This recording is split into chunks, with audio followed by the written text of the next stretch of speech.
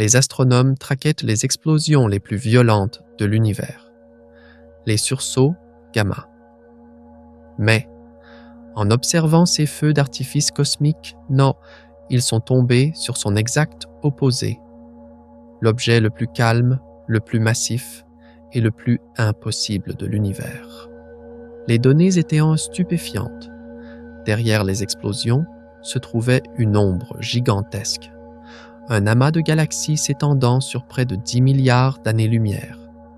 Cette structure est 25 fois plus grande que la taille maximale autorisée. C'est pourquoi, à elle seule, elle occupe environ 7% de l'univers observable. Mais le véritable choc, c'est ce que l'existence de cette structure signifie. Ce n'est pas une erreur statistique, c'est une erreur fondamentale de l'univers.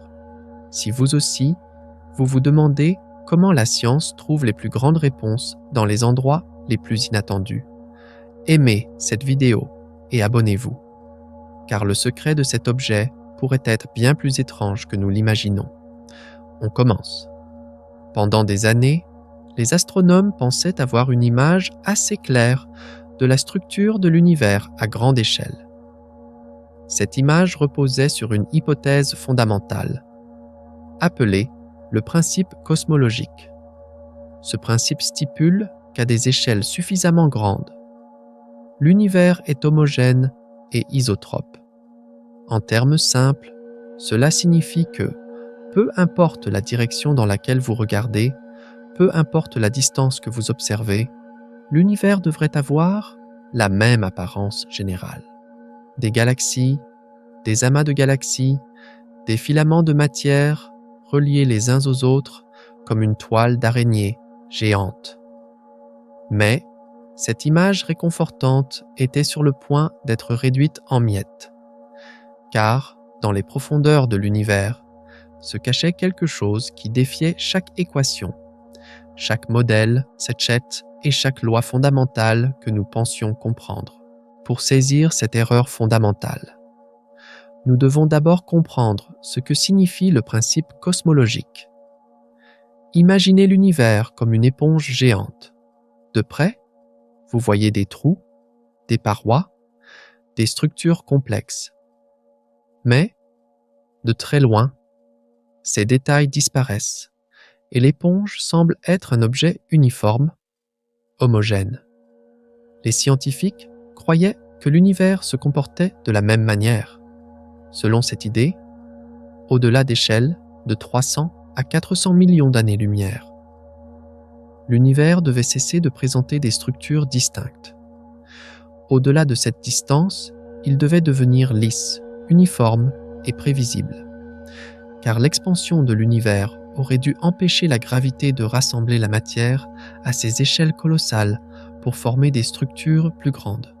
C'était une conséquence directe des équations de la relativité générale d'Einstein. Même les simulations informatiques les plus avancées confirmèrent cette idée. Selon ces simulations, il y avait une limite théorique à la taille maximale qu'une structure pouvait atteindre. Ou du moins, c'est ce que nous pensions. C'est pourquoi les scientifiques ont développé un concept qu'ils ont appelé la fin de la grandeur. C'est la limite théorique à laquelle l'univers devient homogène, et elle a été calculée à environ 1,2 milliard d'années-lumière. Prenez un instant pour réfléchir à ce chiffre. Notre propre galaxie, la Voie lactée, mesure environ 100 000 années-lumière de large. Cela signifie que même la plus grande structure autorisée par la théorie ne pouvait pas être plus de 12 000 fois plus grande que notre propre galaxie, que cette limite était basée sur les conditions initiales de l'univers, Partold-Sachs, c'est-à-dire sur la première lumière que nous observons sous la forme du fond diffus cosmologique, un vestige du Big Bang. Les minuscules fluctuations de température dans ce rayonnement étaient les graines de toutes les structures de l'univers. Et ces graines, peu importe à quel point elles grandissaient, ne pouvaient jamais former une structure dépassant la limite de 1,2 milliard d'années-lumière, car les 13,8 milliards d'années écoulées n'étaient tout simplement pas suffisantes pour que la gravité rassemble une chose aussi gigantesque. C'était une loi physique. C'était comme un mur infranchissable. Mais chaque loi a son exception et chaque mur a sa fissure. Et cette fissure a été découverte en 2013. Un groupe d'astronomes étudiait les sursauts gamma. Mais ce sont les explosions les plus violentes et les plus lumineuses de l'univers qui se produisent lors de la mort de certaines étoiles massives. Ces explosions sont si puissantes qu'en une fraction de seconde, elles libèrent plus d'énergie que le Soleil n'en produira pendant ses 10 milliards d'années de vie. C'est pourquoi elles sont utilisées comme de parfaits phares cosmiques pour cartographier les confins de l'univers. Alors que les chercheurs analysaient les données en direction des constellations d'Hercule et de la couronne boréale, ils remarquèrent quelque chose d'étrange. Dans cette région, le nombre de sursauts gamma provenant d'une distance spécifique était si dense que c'était statistiquement impossible. Cela ne pouvait pas être une coïncidence. Une analyse plus approfondie des données a révélé l'existence d'une structure massive et cohérente. Cette structure n'était pas seulement grande, elle était inconcevable. Elle mesurait 10 milliards d'années-lumière de diamètre. C'était presque 8 fois la limite théorique maximale de 1,2 milliard d'années-lumière. Elle ne violait pas seulement le principe cosmologique, elle le pulvérisait. Connue aujourd'hui sous le nom de Grand Mur d'Hercule couronne boréale, cette structure n'est pas seulement la plus grande jamais découverte, c'est une impossibilité physique qui ne devrait pas exister. Et c'est là que le véritable mystère commence. D'un côté, nous avons nos équations, testées et prouvées à maintes reprises, qui nous disent comment l'univers devrait fonctionner. De l'autre, nous avons une structure gigantesque qui ne devrait pas exister selon ces mêmes équations, mais qui existe pourtant. C'est comme trouver une porte flottant au milieu de l'océan, loin de toute épave de navire. C'est contre-intuitif, mais c'est réel. Et ce n'est pas la seule anomalie. D'autres structures ultra grandes découvertes ces dernières années, comme le Grand Arc et le Grand Anneau, montrent que ce problème n'est pas une simple erreur isolée. Il se passe quelque chose de fondamental dans le tissu de l'univers, à grande échelle, que nous ne comprenons pas. Alors, comment est-ce possible? Dans un univers de 13,8 milliards d'années, comment une structure qui prendrait 10 milliards d'années à traverser pour la lumière elle-même a-t-elle pu se former? Et la réponse à cette question se trouve peut-être au-delà de la physique que nous connaissons. Car pour comprendre l'existence de cette structure, nous devons comprendre comment l'univers lui-même est né et a évolué. Nous devons retourner à ce premier instant où tout a commencé. Il y a 13,8 milliards d'années. Car le secret de cette structure impossible pourrait être caché dans un paradoxe aussi fondamental que le temps lui-même. Et la seule façon de résoudre ce paradoxe, est de se pencher sur cette période d'accélération incroyable au moment de la naissance de l'univers, connue sous le nom d'inflation cosmique. Car l'existence de ces structures impossibles nous amène à remettre en question l'une des hypothèses les plus fondamentales de l'univers. L'idée que tout a commencé avec les mêmes règles partout. Et si le commencement n'était pas aussi lisse et uniforme que nous le pensions? La théorie de l'inflation cosmique suggère qu'en une fraction de trillionième de seconde après le Big Bang, l'univers s'est étendu à une vitesse incroyable, passant d'une taille subatomique à une échelle astronomique. Cet gonflement soudain a lissé le tissu de l'univers. effaçant presque toutes les irrégularités initiales, presque, mais pas toutes, de minuscules différences d'énergie aléatoires, connues sous le nom de fluctuations quantiques, ont survécu. Ce sont ces fluctuations qui, après des milliards d'années d'évolution gravitationnelle, sont devenues les graines de toutes les structures que nous voyons aujourd'hui. Mais, selon le modèle standard de l'inflation, la taille des structures que ces graines peuvent produire est limitée. Cette théorie soutient le concept de la fin de la grandeur, c'est-à-dire la limite d'1,2 milliard d'années-lumière. C'est pourquoi une structure s'étendant sur 10 milliards d'années-lumière, comme le grand mur d'Hercule Couronne boréale, ne peut pas exister selon ce modèle. C'est comme essayer de construire une montagne avec une poignée de sable. Vous n'avez tout simplement pas assez de matière première. C'est pourquoi certains scientifiques explorent l'idée que l'inflation n'a peut-être pas été uniforme. Peut-être que différentes régions de l'univers se sont gonflées à des vitesses différentes. Ce scénario est appelé multivers ou inflation éternelle. Selon cette idée, notre univers n'est qu'une des innombrables bulles de savon dans un océan infini. Chaque bulle est un univers formé par sa propre explosion inflationniste. Et lorsque ces bulles entrent en collision, elles peuvent laisser des cicatrices énergétiques massives à leurs frontières. Certains théoriciens suggèrent que le grand mur d'Hercule Couronne boréale pourrait être précisément la relique fossile d'une telle collision. Cette structure pourrait être une cicatrice gigantesque d'un contact entre notre univers et un autre, il y a des milliards d'années. Cette idée est extrêmement spéculative, car il n'y a aucun moyen direct de la tester. Mais c'est l'une des rares hypothèses qui pourrait expliquer comment une structure de 10 milliards d'années-lumière de large pouvait exister alors que l'univers n'avait que 3,8 milliards d'années. Car, dans ce cas, la structure ne se serait pas formée par des processus internes à notre univers, mais par une interaction externe. Mais, et si la réponse n'était pas plus exotique, mais cachée dans quelque chose de plus fondamental? Et si le problème ne se situait pas au commencement de l'univers, mais dans l'une des forces les plus fondamentales qui le maintiennent, la gravité elle-même?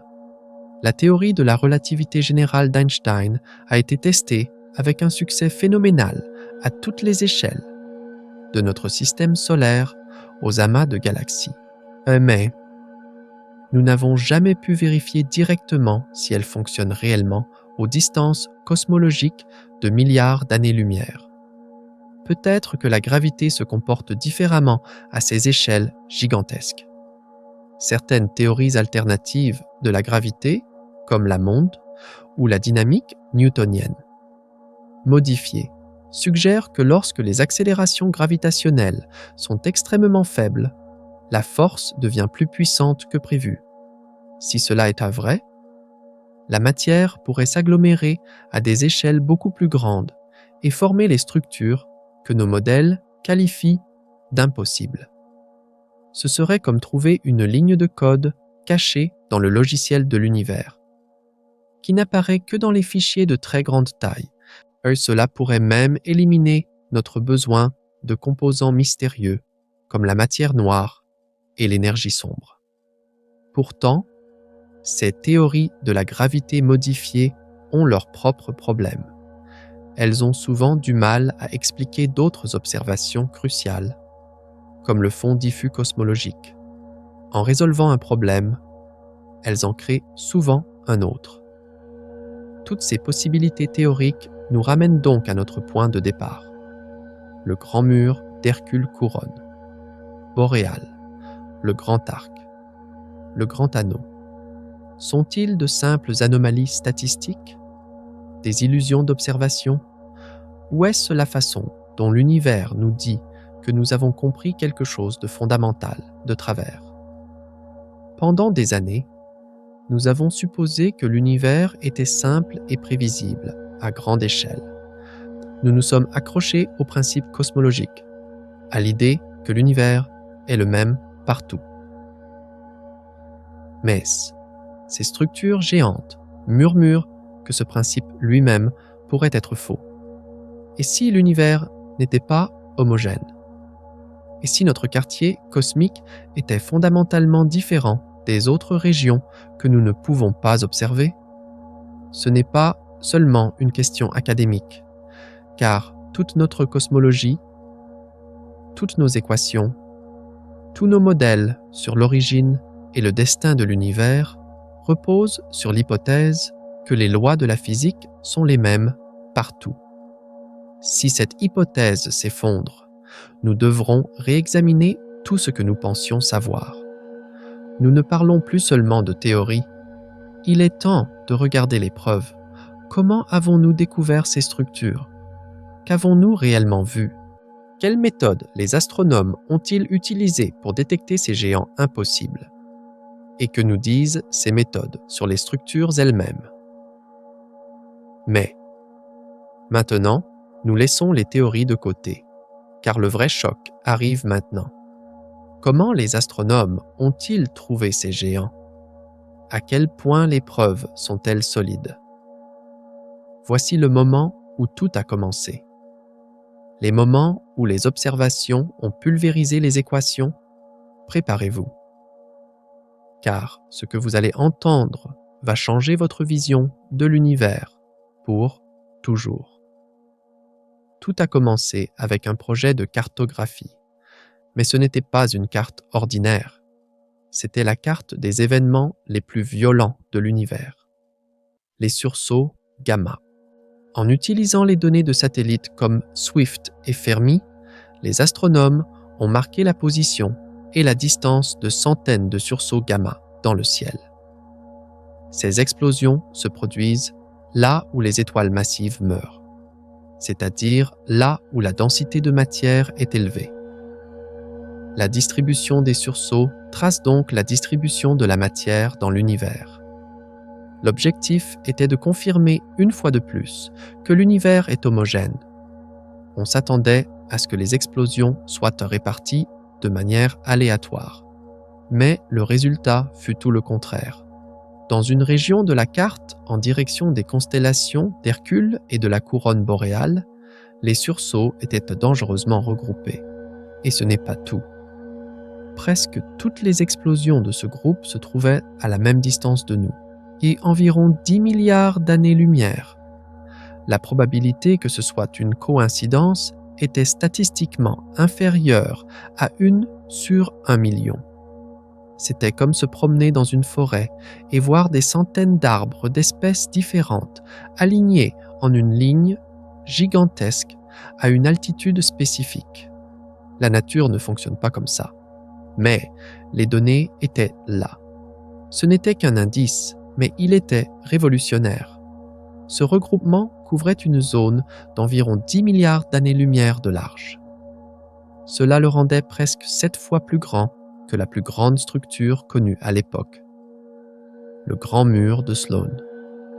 À ce moment-là, il devint clair que quelque chose n'allait vraiment pas. Le principe cosmologique venait de recevoir son premier coup mortel. Mais ce n'était que le début. Une graine de doute avait été plantée. Quand les astronomes ont commencé à examiner plus attentivement d'autres régions anormales de l'univers. Et ce qu'ils ont trouvé a encore aggravé le problème. En 2021, une doctorante nommée Alexia Lopez étudiait les quasars.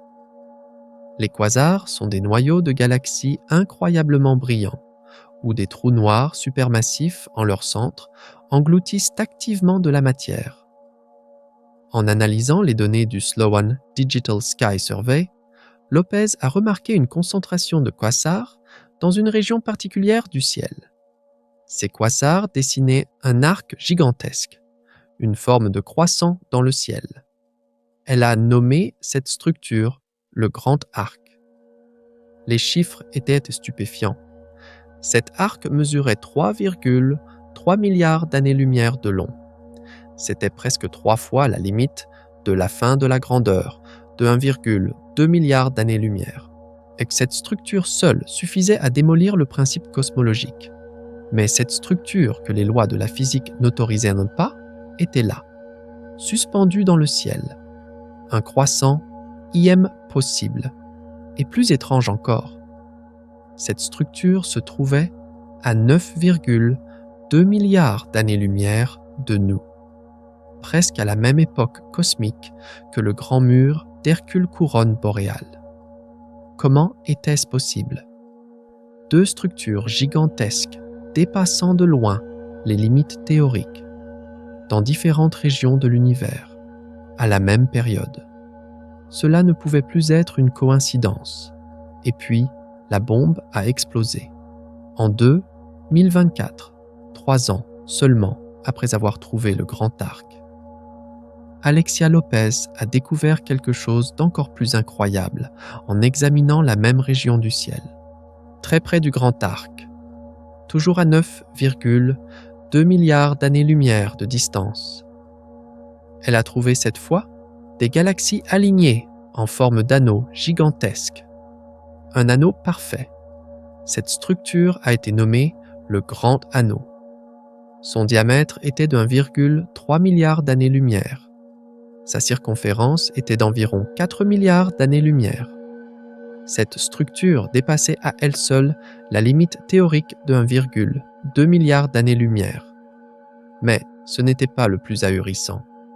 Le plus choquant, c'est que le Grand Anneau et le Grand Arc se trouvaient côte à côte dans le ciel. Tous deux à exactement la même distance de nous, 9,2 milliards d'années-lumière.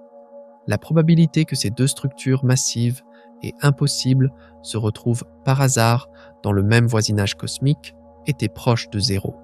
C'était comme marcher dans le désert du Sahara et trouver le mont Everest. Et juste à côté, la fosse des Mariannes. C'était statistiquement impossible.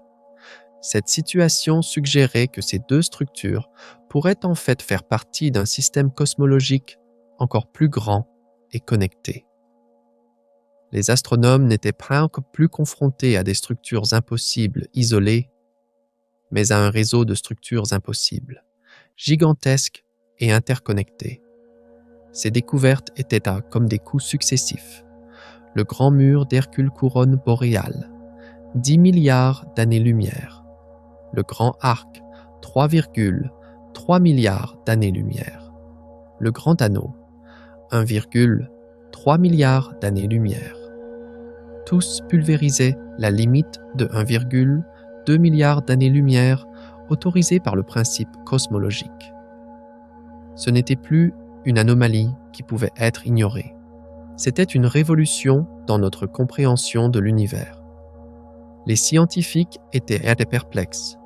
Istvan Horvath, le chef de l'équipe qui a découvert le Grand Mur, a avoué au magazine Discover qu'il n'avait aucune idée de comment une structure aussi grande avait pu se former en seulement 3,8 milliards d'années.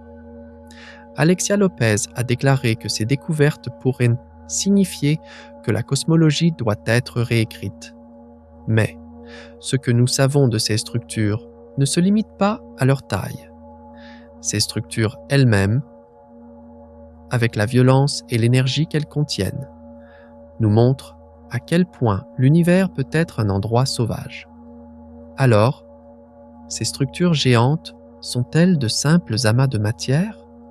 Ou abritent-elles des mystères encore plus grands qui façonnent les forces les plus fondamentales de l'univers? Car les événements qui ont formé ces structures ne se limitent pas à la gravité. Ces structures sont le théâtre des événements les plus terrifiants et les plus puissants de l'univers, Spooch, et la pièce qui se joue sur cette scène remet en question tout ce que nous pensions comprendre.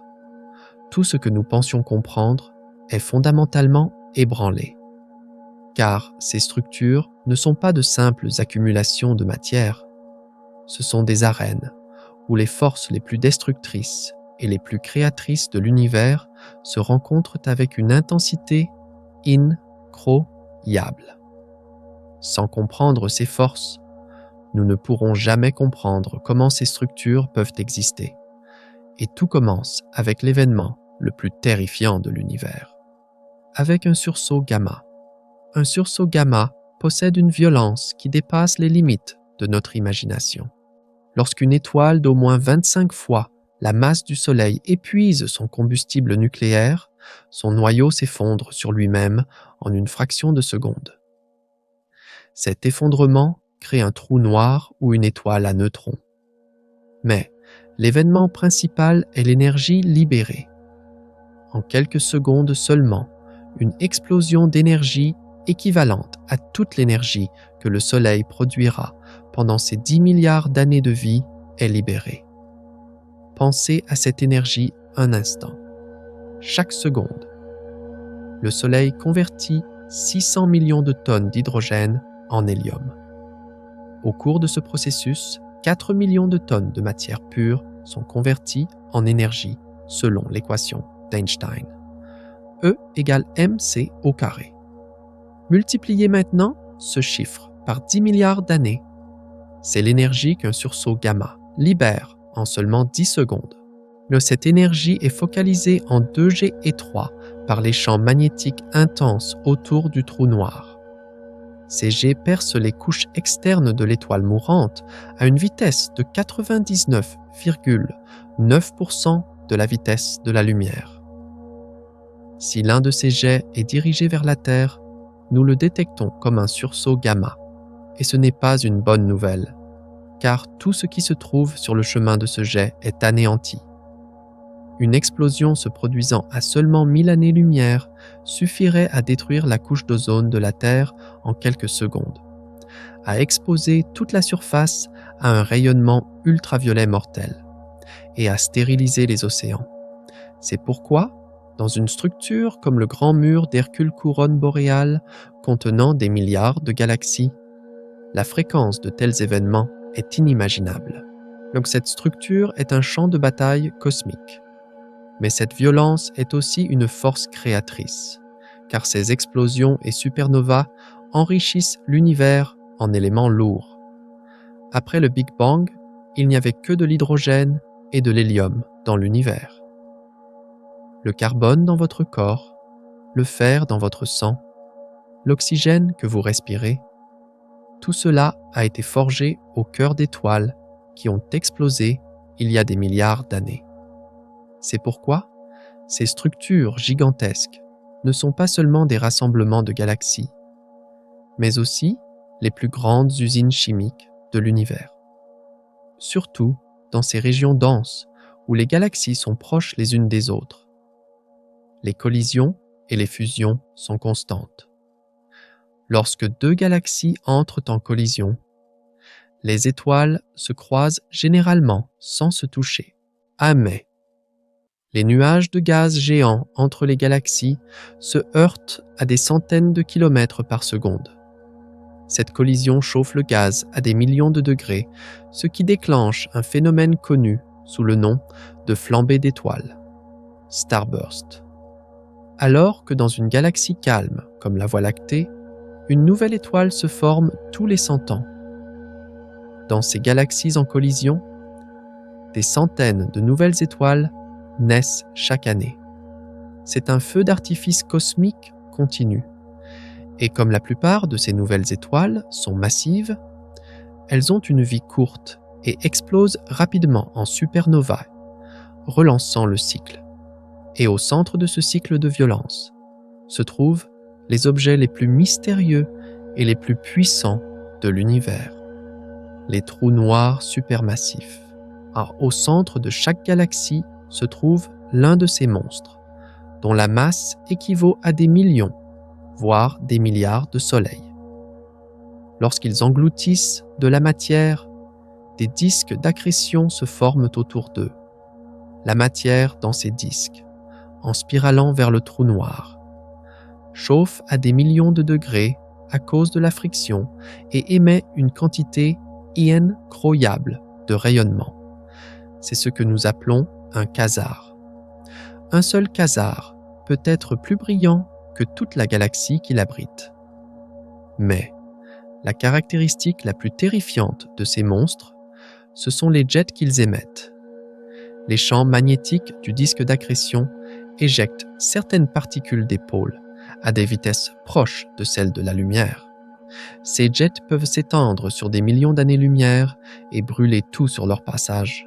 Le jet du trou noir au centre de la galaxie, M87, mesure 5000 années-lumière de long et transporte suffisamment d'énergie pour chauffer le gaz intergalactique environnant à des dizaines de millions de degrés. Imaginez maintenant cela à l'échelle du grand mur d'Hercule Couronne boréale. Des milliards de galaxies, des milliards de trous noirs supermassifs, tous pompant continuellement des quantités gigantesques d'énergie dans leur environnement. C'est à ce point que tout se rejoint. Ces structures massives ne sont pas de simples amas de matière passive maintenus par la gravité. Ce sont des systèmes dynamiques ou des événements extrêmement violents, comme les sursauts gamma. Les collisions de galaxies et les jets de quasars injectent constamment de l'énergie. Cette énergie pourrait-elle agir comme une sorte de ciment cosmique, s'opposant localement à l'expansion de l'univers et permettant à la matière de rester soudée à des échelles normalement impossibles? C'est une possibilité que certains scientifiques explorent. Peut-être que ces structures sont le résultat d'une danse complexe entre la gravité et ses mécanismes de rétroaction extrêmement énergétiques. Mais, même cette théorie a du mal à expliquer une échelle de 10 milliards d'années-lumière, car l'énergie sombre qui cause l'expansion de l'univers est bien plus dominante à ces échelles que n'importe quelle force locale. Le mystère reste donc entier. Comment ces structures impossibles, le grand mur d'Hercule Couronne boréale, le grand arc et le grand anneau, se sont-elles formées et quel est exactement le mécanisme qui les maintient? Quels sont les engrenages de ce gigantesque moteur cosmique et comment interagissent-ils? La réponse à cette question réside peut-être dans un examen plus approfondi des composants les plus fondamentaux de ces structures, c'est-à-dire les galaxies qui les composent et leur distribution. Car l'anatomie interne de ces structures contient les indices les plus importants sur leur formation. Et ces indices pourraient révéler l'un des plus grands secrets de l'univers, à savoir comment la toile cosmique elle-même a été tissée. Alors, comment fonctionne exactement ce gigantesque moteur cosmique? Quelle est l'anatomie de ces structures impossibles et comment les astronomes les cartographient-ils? Jusqu'à présent, nous nous sommes laissés emporter par l'excitation des découvertes stupéfiantes. Mais il est maintenant temps de ralentir un peu le rythme et de prendre notre loupe.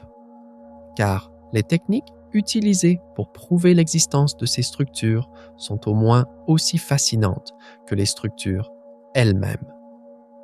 Tout est une question de trouver des moyens indirects de voir les profondeurs de l'espace.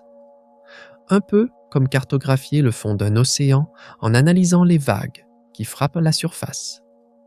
Le premier et le plus fondamental mécanisme que les astronomes utilisent pour détecter ces structures est basé sur le phénomène du décalage vers le rouge. C'est une conséquence directe de l'expansion de l'univers. La lumière émise par une galaxie lointaine, en voyageant vers nous, traverse un espace qui s'étend continuellement. Cette expansion étire les ondes lumineuses, un peu comme on étirerait un élastique. À mesure que les ondes lumineuses s'allongent, leur couleur se décale vers l'extrémité rouge du spectre. C'est pourquoi, plus le décalage vers le rouge que nous mesurons est grand, plus un objet est lointain et ancien. Les sursauts gamma qui composent le grand mur d'Hercule Couronne boréale ont une valeur de décalage vers le rouge comprise entre 1,6 et 2,1. Ce chiffre indique que la lumière de ces explosions a voyagé pendant environ 10 milliards d'années pour nous atteindre et qu'elles se sont produites alors que l'univers n'avait que 3,8 milliards d'années. Mais c'est semblable à la façon dont les archéologues datent d'une civilisation en fonction de l'âge géologique, de l'argile, utilisée pour fabriquer les poteries qu'ils trouvent. Le décalage vers le rouge est une horloge cosmique qui nous dit non seulement où, mais aussi quand. Ce mécanisme est utilisé depuis 1989, lorsque Margaret Geller et John Huchra ont découvert le premier grand mur. Le grand mur C, FA, 2 de 500 millions d'années-lumière de large. Mais, à l'époque, mesurer le décalage vers le rouge de milliers de galaxies prenait des années. Aujourd'hui, grâce à des projets comme le Sloan Digital Sky Survey, nous disposons des données de millions de galaxies. Cette méthode est donc indispensable pour dresser la carte tridimensionnelle de l'univers. Mais le décalage vers le rouge ne nous donne qu'une direction et une distance. Pour savoir si une structure est vraiment cohérente, c'est-à-dire si les galaxies qui la composent sont réellement liées les unes aux autres, nous avons besoin d'un autre mécanisme. L'analyse statistique. Cela peut sembler ennuyeux à première vue, mais c'est en fait une sorte de travail de détective cosmique qui révèle les plus grands secrets de l'univers. Les astronomes comparent le nombre de galaxies ou de sursauts gamma dans une région donnée du ciel au nombre attendu dans une distribution complètement aléatoire. C'est comme jeter une poignée de grains de riz sur une table, si les grains sont répartis au hasard. Il est anormal de voir de petits amas ici et là, mais si vous voyez un amas gigantesque dans un coin de la table où la densité de grains est 10 fois supérieure à la normale, vous comprenez que ce n'est pas une coïncidence, qu'il y a une raison sous-jacente. C'est exactement l'analyse qui a été faite pour le grand mur d'Hercule Couronne boréale.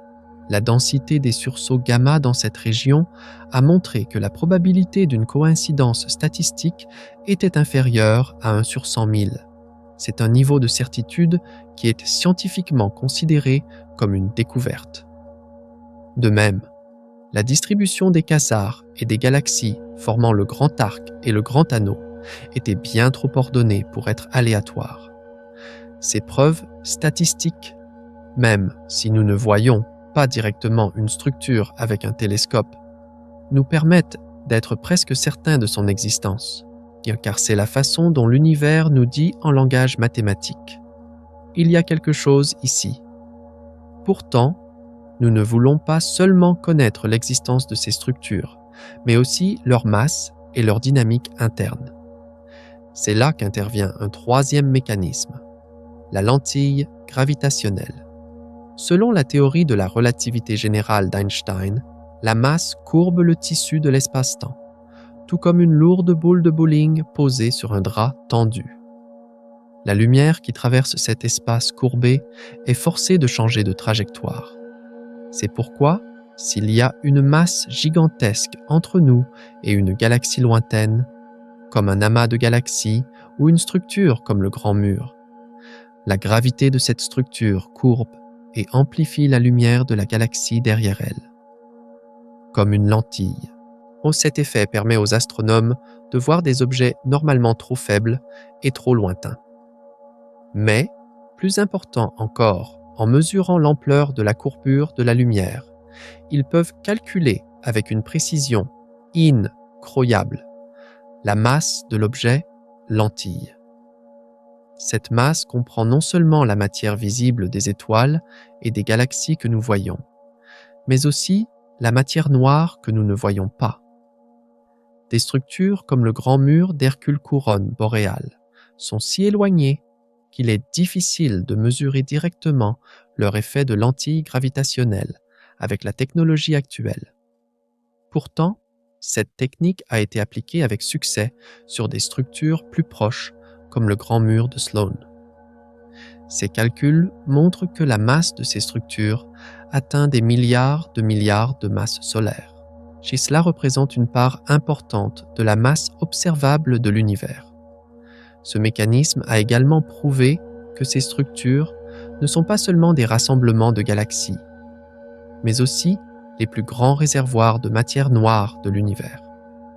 Ces trois mécanismes, le décalage vers le rouge, l'analyse statistique et la lentille gravitationnelle, nous disent où se trouvent ces structures, quelle est leur taille et leur masse.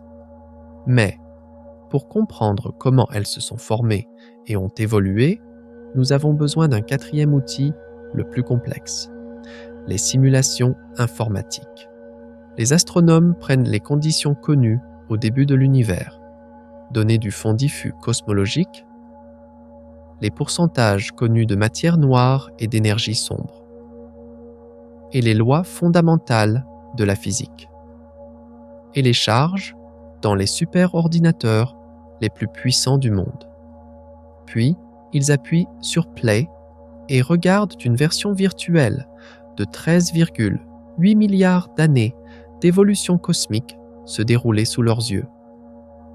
Cette simulation montre comment la gravité rassemble la matière noire en filaments et en halos. Comment les galaxies se forment aux intersections de ces filaments. Et comment elles s'assemblent en amas et en superamas au fil du temps. Le résultat est un modèle incroyablement précis de la structure à grande échelle de l'univers, que nous appelons la toile cosmique. Ouais, mais ces simulations qui fonctionnent avec le modèle cosmologique standard, le modèle lambda, C et D, M ont un problème. Peu importe combien de fois on les exécute, elles ne produisent jamais une structure aussi grande que le grand mur d'Hercule, couronne boréale. Jamais. Les simulations restent fidèles à la limite de 1,2 milliard d'années-lumière. Cela nous laisse deux possibilités. Soit il y a une erreur fondamentale dans les conditions initiales ou les lois de la physique que nous avons entrées dans les simulations. Soit ces structures que nous observons sont le résultat d'une coïncidence statistiquement extrêmement rare, mais néanmoins possible dans un multivers composé de milliards d'univers parallèles. C'est à ce point que le fossé entre l'observation et la théorie devient le plus évident. Car tous nos outils techniques nous disent à la fois que ces structures existent et nos théories basées sur ces mêmes outils nous disent qu'elles ne devraient pas exister. C'est comme trouver l'arme du crime, mais n'avoir aucune idée de la façon dont elle a été utilisée. C'est pourquoi, pour trouver la pièce suivante du puzzle, nous devons nous pencher non seulement sur ce que sont ces structures, mais aussi sur pourquoi elles existent. C'est-à-dire, nous devons nous concentrer sur le rôle mystérieux que jouent la matière noire et l'énergie sombre à ces échelles gigantesques. Car ces composants invisibles pourraient être les véritables forces qui façonnent le destin de l'univers et le secret de ces structures impossibles. Le secret de ces structures impossibles pourrait être caché dans la nature de ce composant fantomatique qui constitue environ 85% de l'univers. La matière noire. Car le squelette qui maintient la toile cosmique est la matière noire. Les galaxies que nous voyons ne sont que les lumières qui brillent aux points les plus denses de ce squelette invisible. C'est pourquoi comprendre comment la matière noire se comporte est essentiel pour comprendre comment ces structures gigantesques se sont formées. Et pour cela, les astronomes doivent cartographier la matière noire. Cartographier la matière noire. C'est comme essayer de cartographier une ville invisible en observant uniquement le mouvement des phares, des voitures qui la traversent. Vous voyez les voitures. Mais vous ne voyez pas les routes. Et pourtant, à partir du flux de voitures, vous pouvez déduire où se trouvent les routes, leur largeur et où elles se croisent. C'est exactement ce que font les astronomes. Ils observent les mouvements des galaxies. Selon les lois de Newton et d'Einstein, les étoiles dans les parties extérieures d'une galaxie devraient tourner plus lentement à mesure qu'elles s'éloignent du centre. Mais les observations montrent tout le contraire. Les étoiles, peu importe à quelle distance elles se trouvent, du centre tournent presque à la même vitesse. Cela n'est possible que d'une seule manière, si la galaxie est nichée dans un halo de masse gigantesque que nous ne pouvons pas voir. C'est ce halo qui est composé de matière noire. Grâce à ce mécanisme, en mesurant la vitesse de rotation d'une galaxie, nous pouvons calculer la masse et la distribution du halo de matière noire qui l'entoure. Ces calculs ont révélé qu'environ 85% de la matière totale de l'univers se présente sous cette forme mystérieuse et invisible. Cela signifie que tout ce que nous voyons, les étoiles, les planètes et le gaz, n'est en fait qu'une petite minorité de l'univers. Le véritable univers est sombre et invisible. Cette méthode a prouvé que des structures gigantesques, comme le Grand Mur de Sloan, ne sont pas seulement constituées de galaxies, mais possèdent également un squelette composé de filaments de matière noire, gigantesques et interconnectés. C'est pourquoi ces structures sont beaucoup plus grandes et beaucoup plus massives que ce que nous voyons. Mais la formation de ces structures n'est pas seulement façonnée par la matière noire, mais aussi par une force opposée, l'énergie sombre. Si la matière noire est la colle gravitationnelle qui tente de maintenir l'univers ensemble, l'énergie sombre est une mystérieuse force répulsive qui éloigne l'univers à une vitesse croissante. L'existence de l'énergie sombre a été découverte à la fin des années 1990 par des équipes observant des supernovae lointaines. Ces supernovae sont utilisées comme chandelles standards pour mesurer le taux d'expansion de l'univers, car leur luminosité au moment de l'explosion est toujours la même. Les astronomes ont remarqué que ces supernovae semblaient plus faibles que prévu. Cela ne pouvait signifier qu'une chose: l'expansion de l'univers ne ralentissait pas, au contraire, elle accélérait. La force responsable de cette accélération a été baptisée énergie sombre, et les calculs ont montré qu'elle représente environ 68% de la densité d'énergie totale de l'univers. C'est la force la plus dominante qui détermine le destin de l'univers. Maintenant, pensez à une structure comme le grand mur d'Hercule couronne boréale. Pour que cette structure reste gravitationnellement cohérente sur 10 milliards d'années-lumière, elle doit résister à cette force répulsive gigantesque de l'énergie sombre. Selon le modèle standard, c'est impossible. L'énergie sombre devrait toujours l'emporter à ces échelles. C'est pourquoi certains théoriciens suggèrent que l'énergie sombre n'est peut-être pas uniforme partout dans l'univers. Peut-être que dans certaines régions de l'univers, l'énergie sombre est plus faible, que ces vides cosmiques ou poches de faible énergie pourraient maintenant permettre à la matière de s'agglomérer à des échelles beaucoup plus grandes que la normale. Selon ce scénario, des structures comme le Grand Mur pourraient s'être formées dans des régions privilégiées où l'énergie sombre est moins efficace.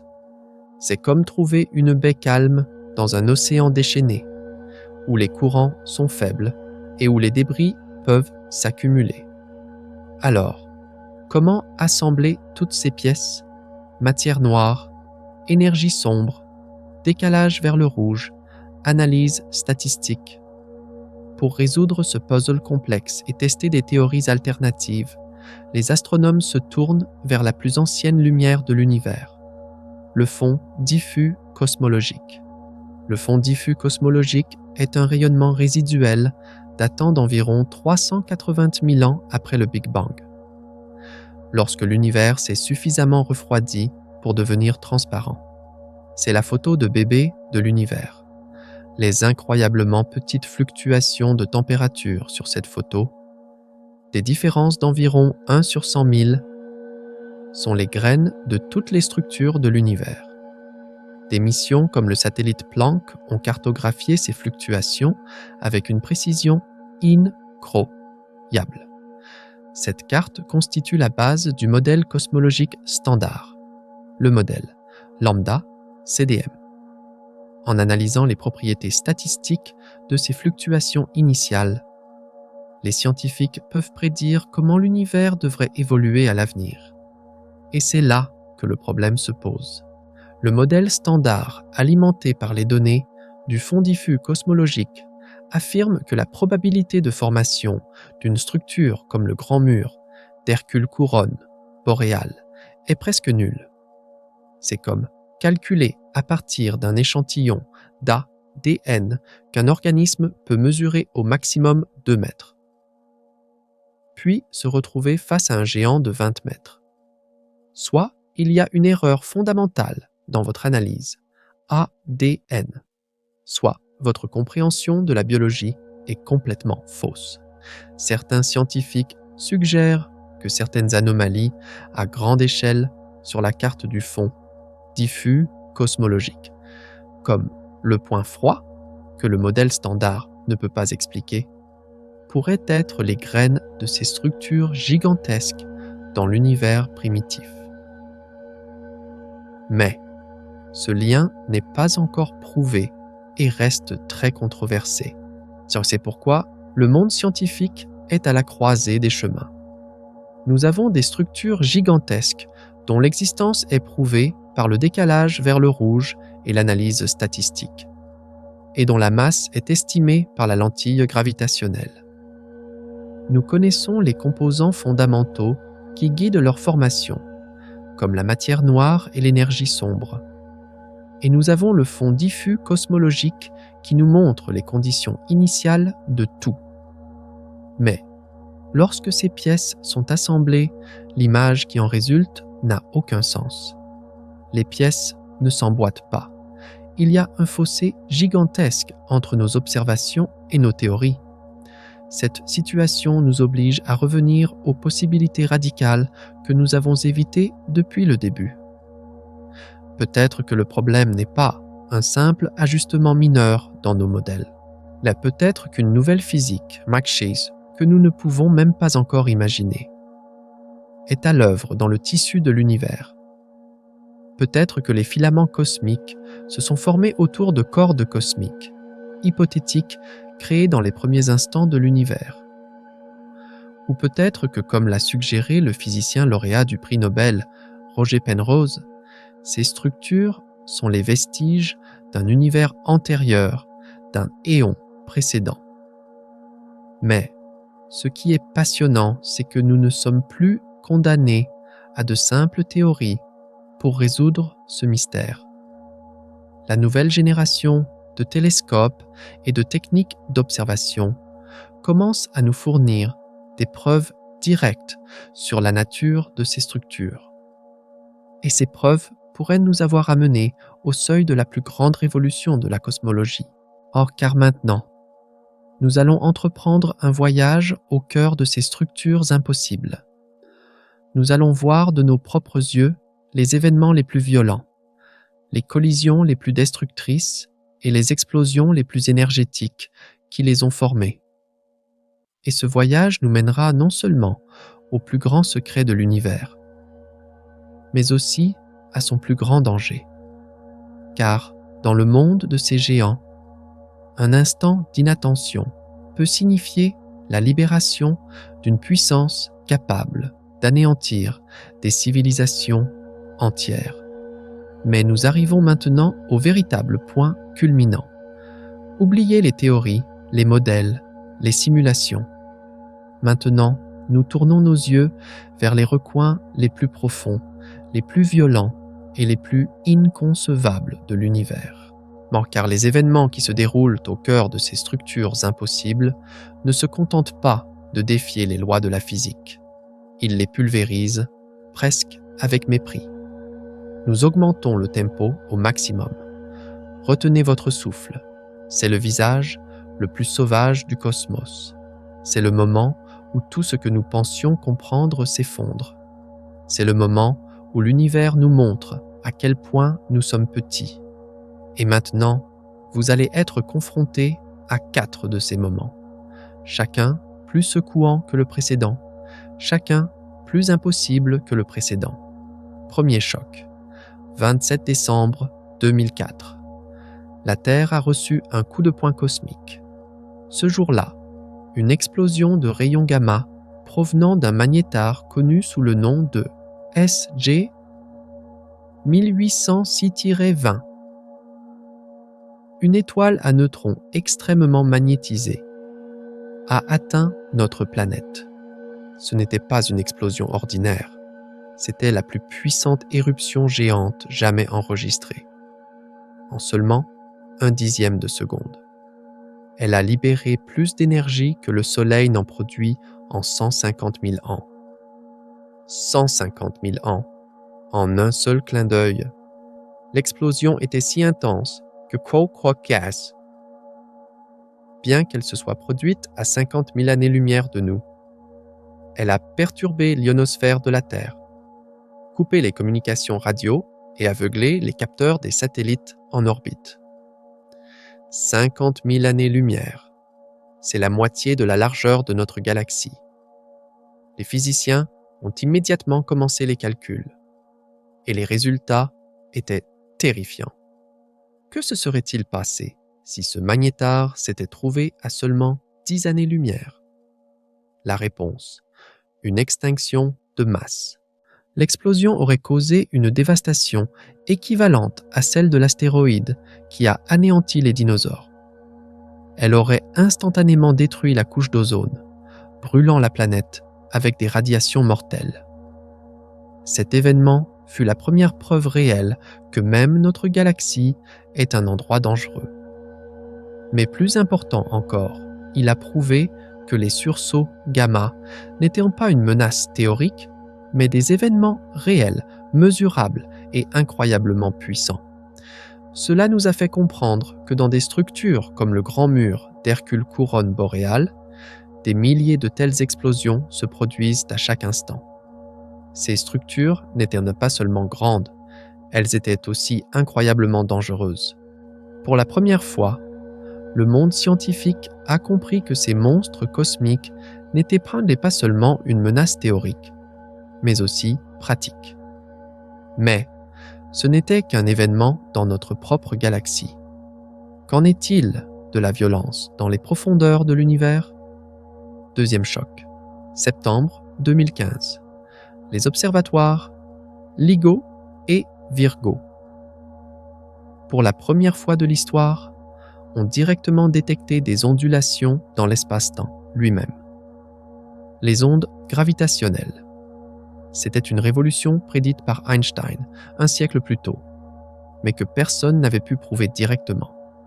Ce signal, nommé GW1-50914, provenait de la fusion de 2 trous noirs massifs à 1,3 milliard d'années-lumière de nous. Les chiffres étaient inconcevables. En 2 trous noirs, l'un de 29 et l'autre de 36 masses solaires, ont spiralé l'un vers l'autre, à des dizaines de milliers de kilomètres par seconde. Et en une fraction de la dernière seconde, ils ont fusionné. Au moment de cette fusion, l'équivalent de 3 masses solaires de matière pure a été entièrement converti en énergie selon l'équation égale m au carré. Mais ce n'était ni de la lumière ni de la chaleur. C'était de l'énergie gravitationnelle pure qui a courbé l'espace-temps lui-même. En ce bref instant, cette seule fusion a rayonné plus d'énergie que toutes les autres étoiles et galaxies de l'univers réunies. Elle était plus brillante que l'univers entier. Cette énergie a traversé l'univers sous forme d'ondes, se propageant à la vitesse de la lumière. En atteignant la Terre, ces ondes ont étiré et comprimé chaque atome, chaque molécule, vous et moi, d'une fraction plus petite que le diamètre d'un proton. Cette découverte nous a ouvert une toute nouvelle fenêtre sur l'univers. Nous ne nous contentions plus de voir l'univers, nous l'entendions aussi. Cela nous a montré que dans des structures comme le grand mur d'Hercule couronne boréale, de telles fusions se produisent constamment. Ces structures n'étaient pas seulement secouées par des sursauts gamma, mais aussi par de gigantesques tempêtes gravitationnelles qui faisaient vibrer continuellement l'espace-temps. Le monde scientifique était ébranlé. Nous savions désormais que l'univers n'était pas seulement violent, mais qu'il possédait aussi un tissu dynamique en constante courbure et ondulation. Et maintenant, nous arrivons à la véritable impossibilité. Troisième choc, le UJ-LQG, c'est-à-dire le Large Quasar Group. Il a été découvert en 2013, la même année que le grand mur d'Hercule couronne boréale, par une équipe dirigée par Roger Close. Un quasar est l'objet le plus brillant de l'univers. Un seul quasar peut éclipser des centaines de galaxies. C'est pourquoi ils sont utilisés pour cartographier les confins de l'univers.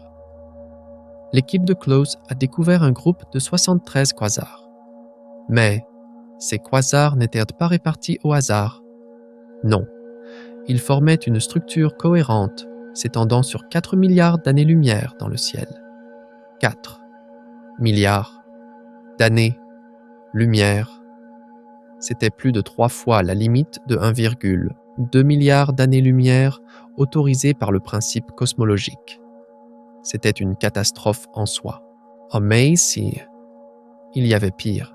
Cette structure mesurait 4 milliards d'années-lumière de long sur 2 milliards de large et était si dense qu'elle semblait liée par la gravité. C'était physiquement impossible. Comment cette structure aurait-elle pu s'assembler alors que l'univers n'avait que quelques milliards d'années, alors que la lumière elle-même mettrait 4 milliards d'années à la traverser? La gravité ne pouvait pas agir aussi vite. L'expansion de l'univers ne le permettrait pas. C'était l'un des plus gros clous dans le cercueil du modèle cosmologique standard, avant même que l'analyse complète du grand mur d'Hercule couronne boréale ne soit effectuée. Le monde scientifique était sous le choc. Des articles ont été publiés. Les débats se sont enflammés. Certains ont affirmé que c'était une illusion statistique. Mais les données ont résisté. Le UJ-LQG était là. Et il n'y avait aucune explication. Mais il y avait plus grand, plus impossible. Quatrième et dernier choc. Le grand mur d'Hercule couronne boréale lui-même. Il a d'abord été découvert comme un indice grâce au sursaut gamma. Mais, au fil des ans, avec l'accumulation de données, les dimensions terrifiantes de la réalité sont apparues. La structure mesure 10 milliards d'années-lumière de long. C'est plus de 10% du diamètre de l'univers observable. Pensez-y.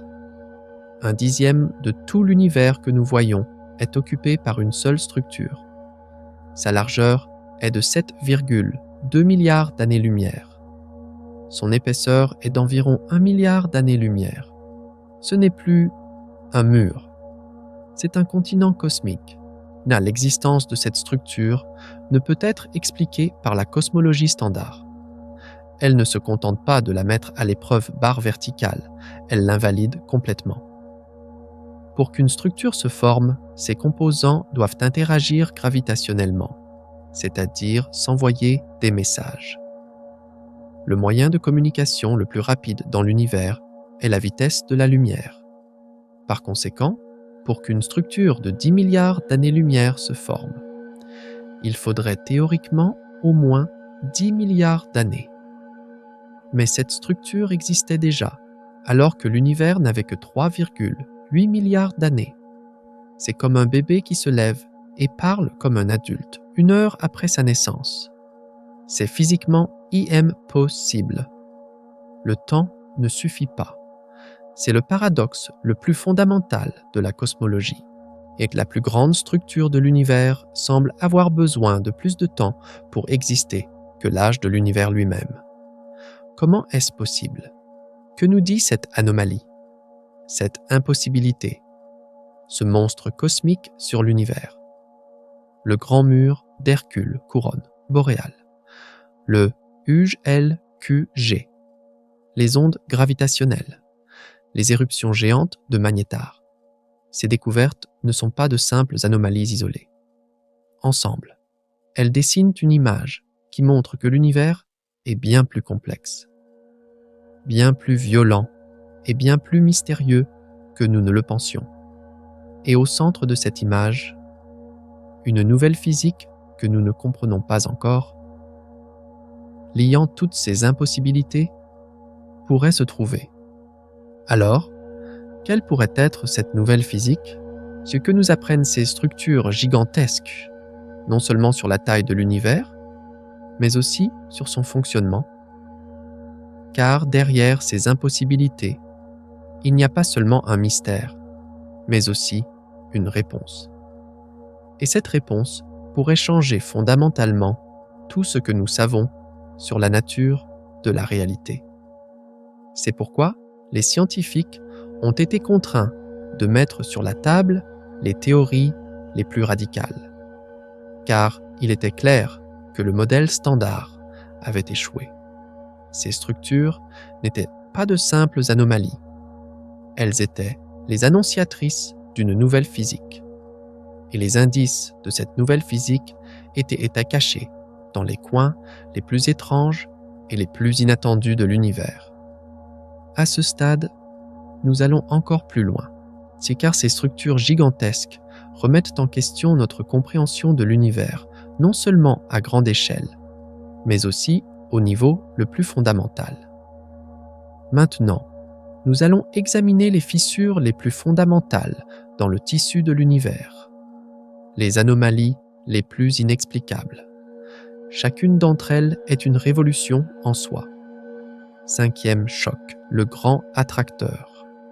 Depuis les années 1970, les astronomes savent que des centaines de milliers de galaxies, y compris notre propre Voie lactée, sont entraînées vers une région spécifique de l'espace à la vitesse ahurissante de 2,2 millions de kilomètres par heure, comme si elles flottaient dans un fleuve cosmique invisible. Mais Yacht, la source de ce courant était un mystère. C'est car, en regardant dans cette direction, nous ne voyions pas d'amas de galaxies assez grands pour créer une telle attraction gravitationnelle. Cette anomalie mystérieuse a été baptisée le grand attracteur.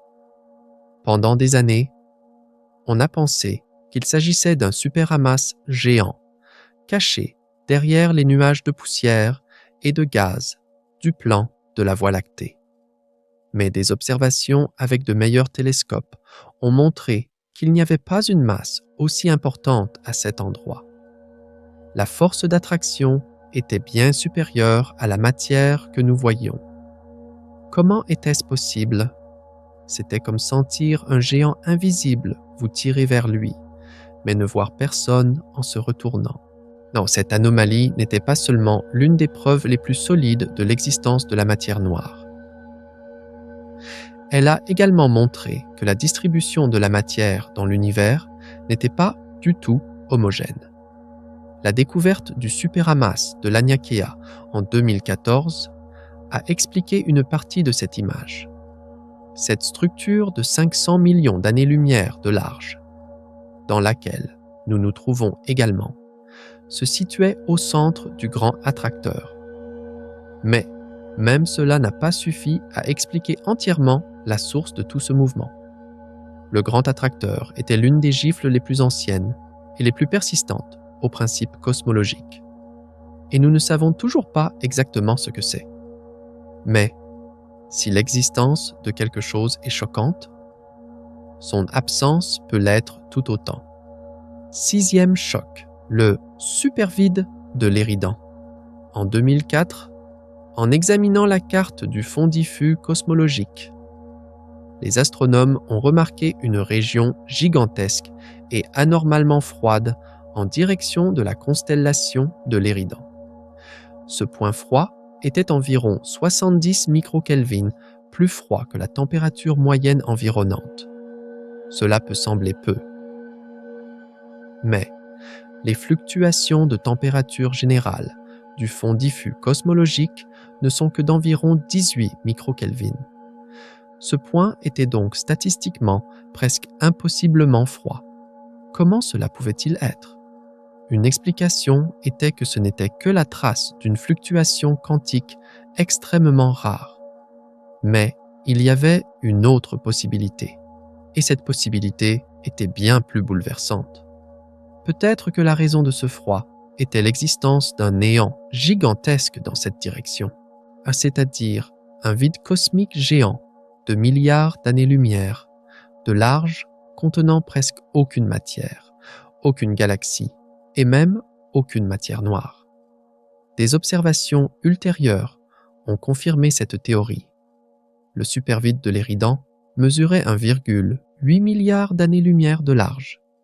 C'était le plus grand vide découvert jusqu'alors, et bien plus grand que les plus grands vides prédits par les modèles standards.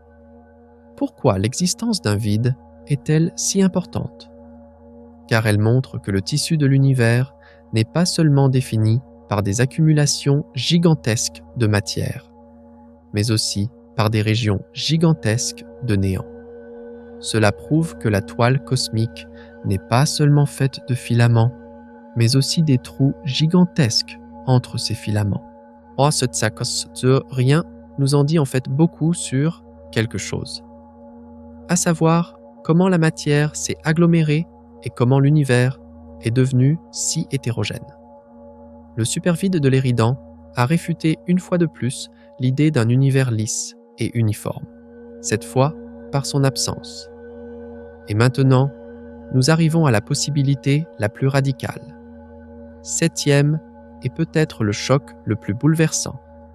Les cordes cosmiques. Ce sont des objets hypothétiques, non encore prouvés, mais prédits par de nombreuses théories physiques. Imaginez des fissures ou des défauts unidimensionnels dans le tissu de l'espace-temps, plus fin qu'un atome, mais incroyablement dense, formés lors des transitions de phase de l'univers, juste après le Big Bang. Tout comme les frontières entre les cristaux de glace qui se forment dans l'eau gelée. Ces cordes, si elles existent, pourraient s'étendre sur des milliards d'années-lumière. Et elles auraient un effet gravitationnel incroyable. Une corde cosmique courberait la lumière, passant derrière elle si puissamment qu'elle pourrait créer 2, 3 ou plusieurs images identiques d'une seule galaxie. Les astronomes recherchent depuis des années de telles signatures de lentilles gravitationnelles. Et récemment, quelques candidats potentiels ont été trouvés. Plus important encore, ces cordes cosmiques pourraient offrir une explication à la formation de structures gigantesques comme le grand mur d'Hercule Couronne boréale. Si un tel réseau de cordes s'est formé dans l'univers primitif, ces cordes auraient pu servir de squelette. De la matière, grâce à l'énorme attraction gravitationnelle de ces cordes, aurait pu s'agglomérer beaucoup plus rapidement et à des échelles beaucoup plus grandes que ce qui est normalement possible. Le grand mur pourrait en fait être une accumulation de galaxies et de matière noire formées autour d'une gigantesque corde cosmique. Cette théorie résout le problème du manque de temps, car la structure ne s'est pas formée à partir de rien, mais a été construite sur une fondation préexistante. C'est comme construire des villes sur une chaîne de montagnes géantes déjà existantes, plutôt que de construire un gratte-ciel à partir de zéro. Cela ouvre la porte à une toute nouvelle physique, complètement en dehors de la cosmologie standard. Et si c'est vrai, cela signifie que le tissu de l'univers est bien plus exotique et rempli de défauts fondamentaux que nous ne le pensions. Le grand attracteur, le supervide de l'Éridan, les cordes cosmiques, et bien sûr, le grand mur d'Hercule Couronne boréale lui-même. Ces anomalies, ces impossibilités, ces géants et ces vides. Tous ensemble, ils nous crient une seule chose. Le modèle de l'univers que nous connaissons est incomplet, peut-être même fondamentalement faux.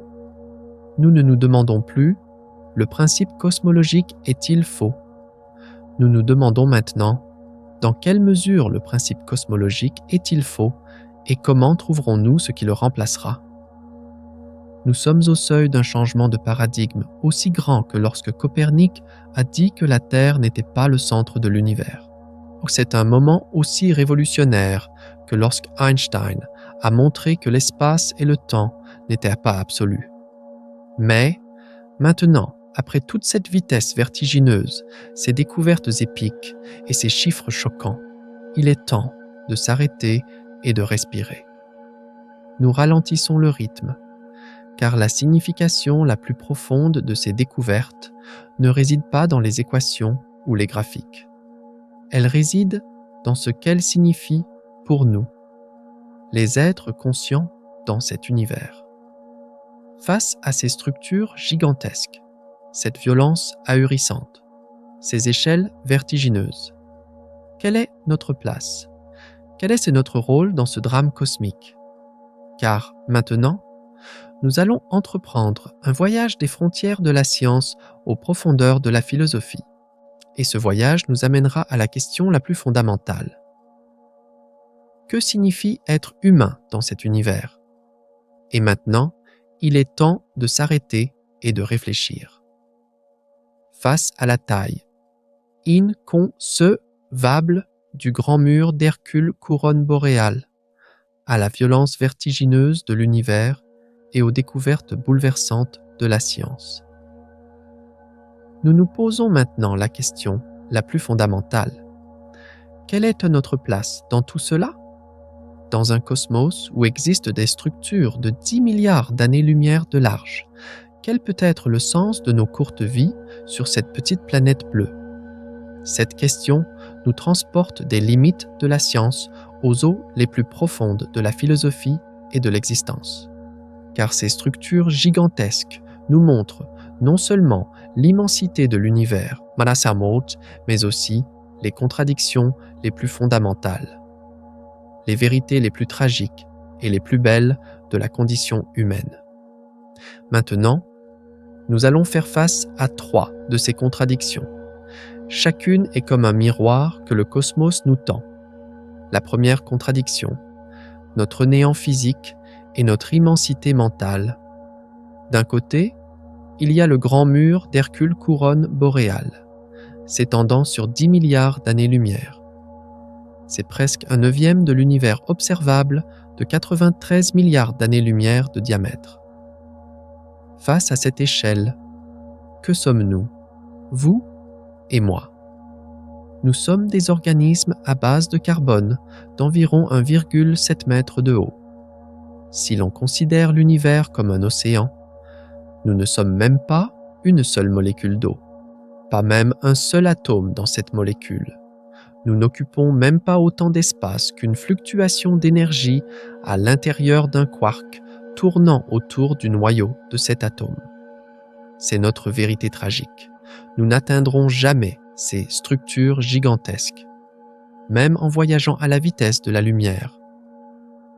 Traverser le grand mur d'un bout à l'autre prendrait plus de temps que l'âge actuel de l'univers. Nous sommes confinés sur cette planète, dans ce système solaire et dans ce minuscule bras de cette galaxie. Physiquement, nous sommes les êtres les plus insignifiants, les plus impuissants de l'univers. Au cours de l'histoire, cette réalité a plongé l'humanité dans un sentiment de néant, une angoisse de l'absurdité. Mais, c'est là que le magnifique « mais » entre en jeu. Nous, grâce à un organe d'environ 1,4 kg à l'intérieur de nos corps, de 1,7 mètre, nous pouvons comprendre cette structure de 10 milliards d'années-lumière de large. Nous pouvons la découvrir, lui donner un nom, réaliser que son existence contredit nos propres lois de la physique. C'est notre belle vérité. Nous sommes peut-être un néant physique, mais mentalement, nous sommes assez immenses pour embrasser l'univers. Le grand mur d'Hercule couronne boréale est là depuis des milliards d'années. Mais il ignore sa propre existence. Il ne connaît pas sa propre grandeur, sa propre impossibilité. Mais, vous, vous le savez. En écoutant ces mots, vous traversez 10 milliards d'années-lumière dans votre esprit. Vous, dans cette courte vie, vous comprenez les 13,8 milliards d'années d'histoire de l'univers. Vous, avec ce petit corps, vous tendez un miroir à l'univers lui-même. Nous sommes la façon dont l'univers se connaît, s'interroge et s'émerveille. Ce n'est pas de l'insignifiance, c'est la plus grande responsabilité et le privilège le plus incroyable que l'on puisse imaginer. La deuxième contradiction, notre solitude cosmique et notre lien universel. Le grand mur d'Hercule couronne. Boréal est à 10 milliards d'années-lumière de nous. Cela signifie que la lumière qui nous parvient aujourd'hui de cette structure est partie alors que notre Soleil et notre Terre n'étaient même pas encore formés. Même la galaxie de la Voie lactée était encore dans son enfance. Comme si une civilisation intelligente était apparue dans cette structure à cette époque et nous avait envoyé un message à la vitesse de la lumière. Ce message ne nous parviendrait qu'aujourd'hui, et une réponse de notre part leur parviendrait dans 10 milliards d'années. Mais, d'ici là, cette civilisation aurait depuis longtemps disparu, évolué, ou se serait transformée en une forme que nous ne pourrions pas comprendre. C'est notre vérité tragique. L'univers est trop grand pour communiquer. La vitesse de la lumière n'est pas seulement une limite technologique. C'est une loi infranchissable, tissée dans le tissu de l'espace-temps. Cette loi transforme l'univers en un archipel d'îles, isolées, à jamais les unes des autres. Peut-être que l'univers regorge de vie intelligente. C'est peut-être que dans chacune des milliards de galaxies du Grand Mur, il y a des civilisations qui, comme nous, regardent le ciel en se demandant « Sommes-nous seuls ?» Mais nous ne les rencontrerons jamais. Nous n'écouterons pas leur musique, n'apprendrons pas leur philosophie, ne partagerons pas leurs histoires. C'est peut-être la vérité la plus cruelle de l'univers. Une profonde solitude dans une pièce bondée.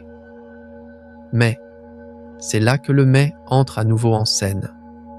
Mais, nous, avec ces êtres lointains et inaccessibles, nous partageons la même origine au niveau le plus fondamental. Chaque atome qui vous compose, le fer dans votre sang, le calcium dans vos os, le carbone dans votre cerveau, a été forgé au cœur d'étoiles qui ont explosé il y a des milliards d'années.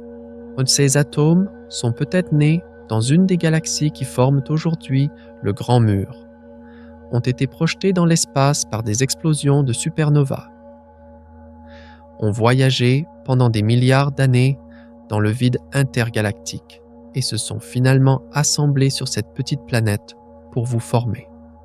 C'est notre belle vérité. Nous sommes, au sens littéral du terme, de la poussière d'étoiles. Et ce n'est pas seulement une expression poétique, c'est un fait scientifique.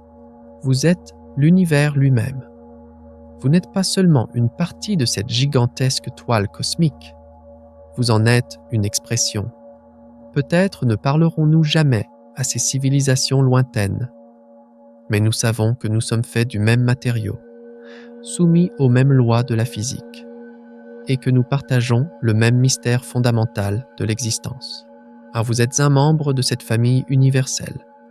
Vous n'êtes pas seul. Vous êtes juste très loin.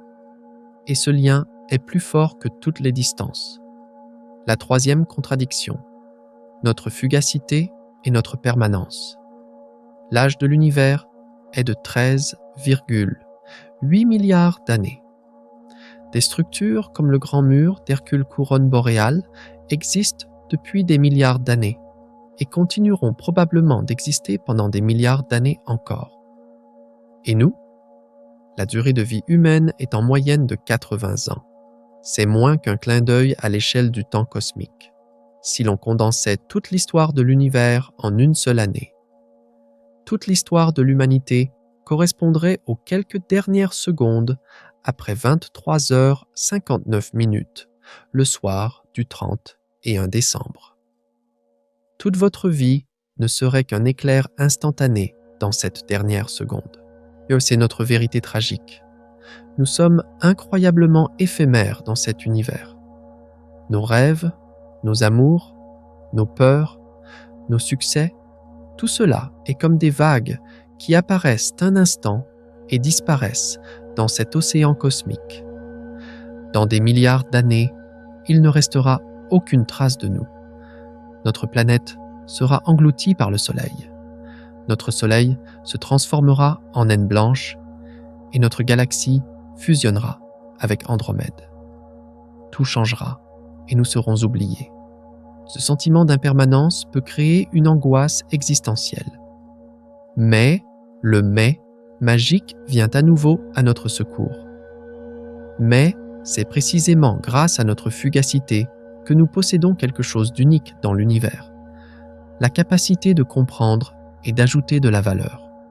Le grand mur existe depuis des milliards d'années, mais cette existence n'a pas de sens. Il est juste là. Mais nous, dans notre bref instant, nous regardons cette existence et nous lui donnons un sens. Nous l'appelons le grand mur. Nous nous émerveillons de sa grandeur. Nous essayons de résoudre le mystère de son existence. Notre conscience est une lentille qui donne un sens à un amas de matière et d'énergie autrement dépourvu de sens. C'est notre belle vérité. Nous n'avons pas besoin d'être permanents. Ce qui compte, c'est ce que nous faisons dans le bref instant où nous existons. Vous en écoutant ces mots, vous donnez un sens à une partie de cet univers. Lorsque vous créez une œuvre d'art, lorsque vous aidez quelqu'un, lorsque vous faites rire un enfant, vous ajoutez une nouvelle particule de sens à l'univers. Ces significations ne seront peut-être pas aussi durables que l'univers lui-même. Mais, tant qu'elles existent, elles sont réelles. Et cela vaut tout. Nous sommes les joyaux éphémères mais inestimables de l'univers. Et ce moment est notre moment. Ces trois contradictions, notre néant physique et notre immensité mentale, notre solitude cosmique et notre lien universel, notre fugacité et notre permanence, nous disent ce que signifie être humain. C'est une danse constante de douleur et de beauté, de tragédie et d'espoir, de limitation et d'infinité.